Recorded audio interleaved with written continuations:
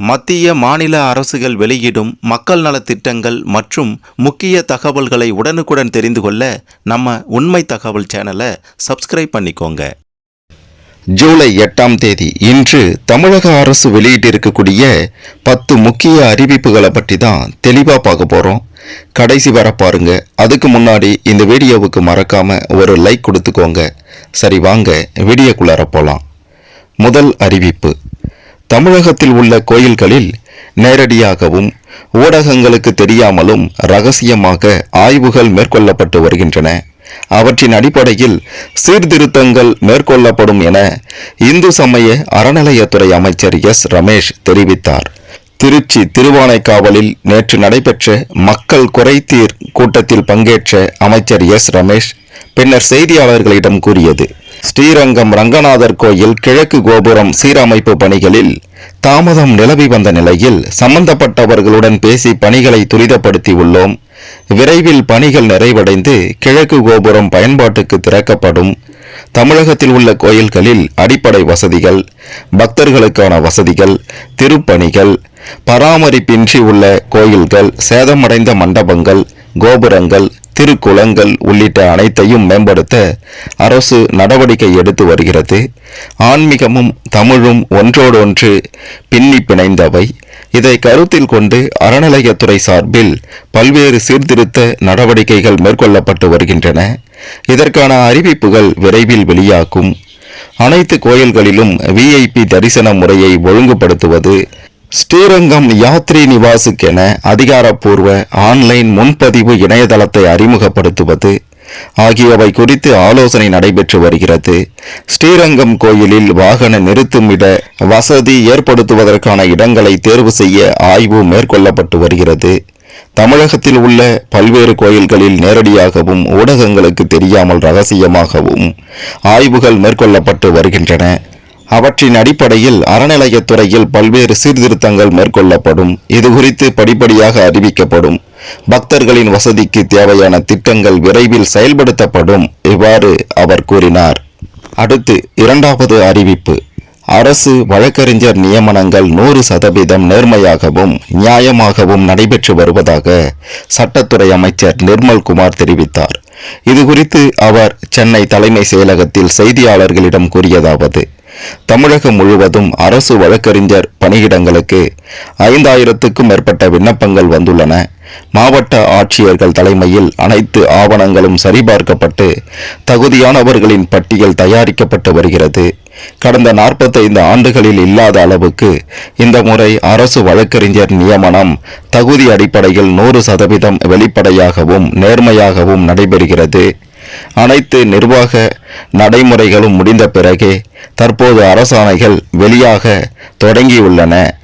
அதற்கு முன்பு எந்த நியமனமும் செய்யப்படவில்லை. பணி நியமனங்களில் பணம் வாங்கியதாகவோ அமைச்சர்கள் அல்லது பிறரின் பெயரை பயன்படுத்தி யாராவது மோசடியில் ஈடுபட்டாலோ பொதுமக்கள் புகார் அளிக்கலாம். தயக்கமின்றி உடனே நடவடிக்கை எடுக்கப்படும் என்று அமைச்சர் நிர்மல்குமார் தெரிவித்தார். அடுத்து 3வது அறிவிப்பு: டாஸ்மாக் ஊழியர்களுக்கு 25% ஊதிய உயர்வு வழங்கப்படுவதாகவும் இனி கூடுதல் விலைக்கு விற்பனை செய்யப்பட்டால் கடும் நடவடிக்கை எடுக்கப்படும் எனவும் அமைச்சர் விக்னேஷ் தெரிவித்தார். அடுத்ததாக 4வது அறிவிப்பு: முதல் முறையாக வீடு நிலம் வாங்குபவர்கள் இணைய வழியில் பத்திரப்பதிவு செய்யும் வசதி ஆகஸ்ட் 17 முதல் அமலுக்கு வருகிறது. இது குறித்து அமைச்சர் லோகேஷ் கூறியதாவது: பத்திரப்பதிவு துறையில் லஞ்சத்தை ஒழிக்கவும் வெளிப்படையான நிர்வாகத்தை உறுதி செய்யவும் தாவேகா ஆட்சியில் பல்வேறு நடவடிக்கைகள் எடுக்கப்பட்டு வருகின்றன. பொதுமக்கள் சார் பதிவாளர் அலுவலகங்களுக்கு செல்லாமல் எங்கிருந்தும் எப்போது வேண்டுமானாலும் இணைய வழியில் தங்கள் ஆவணங்களை சமர்ப்பித்து பதிவு செய்யும் வருகையில்லா ஆவணப்பதிவு திட்டம் ஆகஸ்ட் 17ஆம் தேதி முதல் அமல்படுத்தப்படுகிறது. இந்த திட்டம் முதலாக வீட்டுமனை மற்றும் அடுக்குமாடி குடியிருப்பு வாங்குவோருக்கு மட்டுமே பொருந்தும். இதற்கான பதிவுத்துறை இணையதளத்தில் கட்டுமான நிறுவனங்கள் மற்றும் நில விற்பனையாளர்களுக்கு பிரத்யேக வசதிகள் செய்து தரப்படும். அவர்கள் கைரேகை இயந்திரம், கருவிழி படலம், கவரும் கருவி மற்றும் வெப்கேம் வைத்திருக்க வேண்டும். இதன் மூலம் ஆவணதாரர்கள் மற்றும் சாட்சிகளின் ஆதார் விவரங்கள், படம், கைரேகை அல்லது கருவிழி படலம் சரிபார்க்கப்பட்டு இணைய வழியில் கட்டணம் செலுத்தலாம். தாக்கல் செய்யப்பட்ட ஆவணங்களில் சார் பதிவாளருக்கு ஏதேனும் சந்தேகம் இருந்தாலோ கூடுதல் தகவல் தேவைப்பட்டாலோ அவர் இணைய வழியில் கேள்வி எழுப்புவார். அதற்கு விண்ணப்பதாரர் 30 நாட்களுக்குள் ஆன்லைனிலேயே பதிலளிக்க வேண்டும். பதிவு செய்த ஆவணம் அடுத்த வேலை நாளுக்குள் சார் பதிவாளரின் மின் கையொப்பத்துடன் ஆவணதாரருக்கு அனுப்பி வைக்கப்படும். அதை 60 நாட்கள் வரை ஆன்லைனில் பதிவிறக்கம் செய்து கொள்ளலாம். பணம் வாங்கும் அதிகாரிகள் குறித்து புகார் வந்தால் உடனடியாக கடும் நடவடிக்கை எடுக்கப்படும். பதிவுத்துறையில் இந்த ஆண்டு ரூபாய் 31,000 கோடி வருவாய் ஈட்ட இலக்கு நிர்ணயிக்கப்பட்டுள்ளது. தெரு மதிப்பு தொடர்பான நடைமுறை பிரச்சனைகளுக்கு 1 மாதத்தில் தீர்வு காணப்படும். பட்டா வழங்குவது வருவாய்த்துறை பணி என்றாலும் எங்கள் துறையில் தானியங்கி முறையில் நிலத்தை பதிவு செய்தவுடனேயே பட்டா பெயர் மாறுதல் நடக்கும் வகையில் நடவடிக்கை எடுக்கப்பட்டுள்ளது. நீர்நிலை, புறம்போக்கு, சதுப்பு நிலம் உள்ளிட்டவற்றுக்கு எக்காரணம் கொண்டும் பட்டா வழங்கப்படாது. இவ்வாறு அமைச்சர் லோகேஷ் கூறினார். அடுத்ததாக 5வது அறிவிப்பு. ஆதி திராவிடர் மற்றும் பழங்குடியினர் நலத்துறை பெயரை சமூக நீதித்துறை என மாற்றம் செய்யப்பட்டதற்கான அரசாணை வெளியிடப்பட்டுள்ளது. தமிழக அரசின் முக்கிய துறைகளில் ஒன்றான ஆதி திராவிடர் மற்றும் பழங்குடியினர் நலத்துறை கடந்த 1988ஆம் ஆண்டு சமூக நலத்துறையிலிருந்து புதிதாக உருவாக்கப்பட்டது. இத்துறையின் கீழ் ஆதி திராவிடர் நல இயக்குநரகம், பழங்குடியினர் நல இயக்குநரகம், தமிழ்நாடு ஆதி திராவிடர் வீட்டு வசதி மேம்பாட்டுக் கழகம் உள்ளிட்டவை இயங்கி வருகின்றன. தற்போது இத்துறையின் அமைச்சராக வன்னி அரசு, செயலராக டாக்டர் என் சுப்பையன் ஆகியோர் பணியாற்றி வருகின்றனர். ஆதி திராவிடர் மற்றும் பழங்குடியினர் நலத்துறையானது சமூக நீதித்துறை என அண்மையில் பெயர் மாற்றம் செய்யப்பட்டது. இந்நிலையில் பெயர் மாற்றத்துக்கான அரசாணையை தலைமை செயலர் எம் சாய்குமார் வெளியிட்டுள்ளார். அடுத்து 6வது அறிவிப்பு.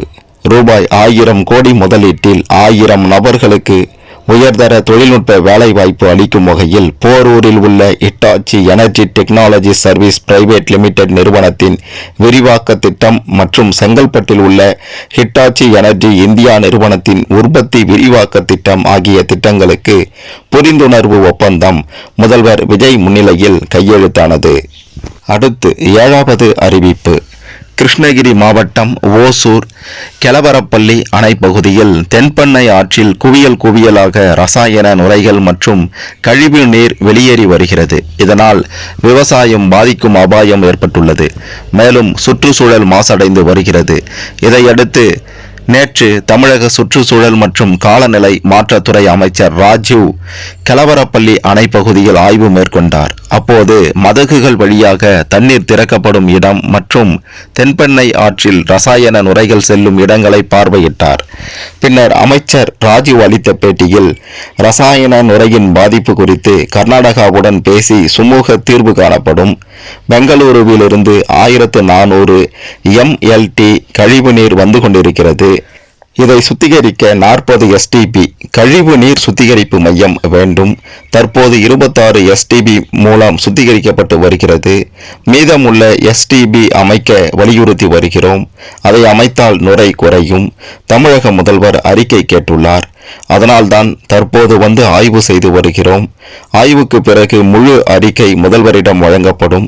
தமிழக முதல்வர் கர்நாடகாவுடன் பேசி சுமூகமான தீர்வு காண நடவடிக்கை எடுப்பார் என்றார். அடுத்து 8வது அறிவிப்பு. அறுபடை வீடுகளில் 3ஆம் படை வீடான பழனி முருகன் கோயிலில் வரலாற்றில் முதல் முறையாக ஆண்டு வருவாய் ரூபாய் 100 கோடியை தாண்டியுள்ளது. உண்டியல் காணிக்கை, சிறப்பு கட்டண தரிசனம், பூஜை பொருட்கள், பஞ்சாமிர்தம், பிரசாதங்கள் விற்பனை, தங்க தொட்டில், தங்கரத புறப்பாடு உள்ளிட்ட கட்டண சேவைகளின் மூலம் கடந்த ஓராண்டில் மட்டும் மலைக்கோவில் வருமானம் ரூபாய் 100 கோடியை கடந்து வரலாற்று சாதனை படைத்துள்ளதாக அதிகாரிகள் தெரிவித்துள்ளனர். அடுத்து 9வது அறிவிப்பு. பரந்தூர் விமான நிலையத்திற்கு மாற்று இடம் பரிசீலனையில் இருப்பதாகவும், பரந்தூர் விமான நிலைய விவகாரத்தில் முதல்வர் விஜய் கூடுதல் கவனம் செலுத்தி வருகிறார் என்றும் அமைச்சர் நிர்மல்குமார் கூறினார். மேலும் தொழில்நுட்பத்தை விட சுற்றுச்சூழல் பாதுகாப்பே அவசியம் என்றும், பரந்தூரில் ரன்வே ஏற்படுத்த முடியாது என்று அதிகாரிகள் கூறியுள்ளதாகவும் கூறினார். அமைச்சர் நிர்மல்குமார் இன்று செய்தியாளர்களை சந்தித்தார். அப்போது அவர் கூறியதாவது: பரந்தூர் விமான நிலைய விவகாரத்தில் முதல்வர் விஜய் கூடுதல் கவனம் செலுத்தி வருகிறார். அதிகாரிகள் சிலரிடம் பேசிய போது பரந்தூரில் ரன்வே ஏற்படுத்த முடியாது என்று கூறினார். சுமார் 800 முதல் 900 ஏக்கர் பரப்பளவில் நீர்நிலைகள் அதிக அளவில் இருப்பதே இதற்கு காரணம் எனவும் தெரிவித்தனர். எனவேதான் பரந்தூர் விமான நிலையத்திற்கு மாற்று இடம் பரிசீலனையில் இருக்கிறது. தொழில்நுட்பத்தை விட சுற்றுச்சூழல் பாதுகாப்பே அவசியம் என்று கூறினார். அடுத்து கடைசியாக 10வது அறிவிப்பு. தாவேக ஆட்சி அமைத்தது முதலே கரூர் கூட்ட நெரிசல் வழக்கு தொடர்பான குற்றச்சாட்டுகள், குதிரை பேரம், அரசியல் சர்ச்சைகள் என தொடர்ந்து பல்வேறு விவகாரங்கள் அரசுக்கு சவாலை ஏற்படுத்தி வருகின்றன. இது மட்டுமல்லாமல் அக்கட்சியின் அமைச்சர்களின் செயல்பாடுகளும் அரசியல் வட்டாரங்களில் பெரும் விவாதத்தை கிளப்பி வருகின்றன. இதைத் தொடர்ந்து அமைச்சர் கீர்த்தனா பள்ளி ஒன்றில் ஆய்வு மேற்கொண்ட போது மாணவியிடம் பேசிய வீடியோ சமூக வலைதளங்களில் பேசுபொருளாகியுள்ளது. இந்நிலையில் அமைச்சர்கள் தேவையில்லாமல் ஆய்வுக்கு செல்லக்கூடாது என்று முதல்வர் அலுவலகம் அறிவுறுத்தியுள்ளதாக அமைச்சர் நிர்மல்குமார் தெரிவித்துள்ளார்.